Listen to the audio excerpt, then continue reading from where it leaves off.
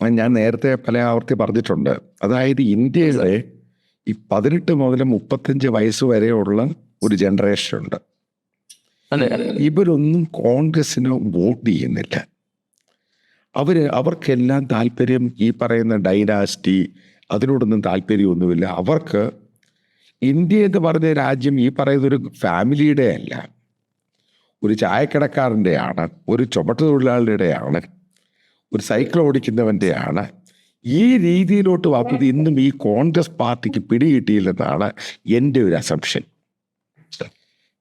വിശാലമായിട്ടുള്ള India sir പറഞ്ഞ പോലെ തന്നെ ആർക്കും കയറി വരാം. അപ്പൊ ഒരു എക്സാമ്പിൾ പറഞ്ഞുതരാം. അതായത് ഇന്ത്യൻ വുമൻസ് ക്രിക്കറ്റ് അടുത്ത വേൾഡ് കപ്പ് വാങ്ങിച്ചിട്ടുമല്ല. ഞാൻ ഒരു സമയത്ത് ജയ്ഷായ്ക്കെതിരായിരുന്നു. പലരോടും പറഞ്ഞു ജയ്ഷായ്ക്ക് എന്താണ് BCCIക്കാർ. പക്ഷെ ഒരു കാര്യം സാർ മനസ്സിലാക്കണം, അതായത് women's cricket team world cup വാങ്ങിച്ചപ്പോൾ അതിന്റെ ക്യാപ്റ്റൻ പോയി വണങ്ങുന്നു ജയ്ഷാണ്. കാരണം എന്താ അറിയോ, അദ്ദേഹം എന്ന് പറയുന്ന അവൻ വുമൻസിനും ക്രിക്കറ്റ് ടീമിനും ഉള്ള തുക വീതിച്ചു കൊടുക്കുക. ഞാൻ പറഞ്ഞു ആണായാലും പെണ്ണായാലും ഒരേ തുക. അതായത് നമ്മളിപ്പോ ഇതെന്ന് പറയുന്നത് ഒരു മാറ്റം, ജനങ്ങൾ എന്ന് പറയുന്ന യുവതലമുറയിലെ ഒരു മാറ്റം, ഒരു ഇൻഫ്ലുവൻസ്, എല്ലാം വിശാലമായിട്ട് ഇന്ത്യ ആ ഒരു ചിന്താഗതിയുമാണ് BJP മുന്നോട്ട് വെക്കുന്നത്.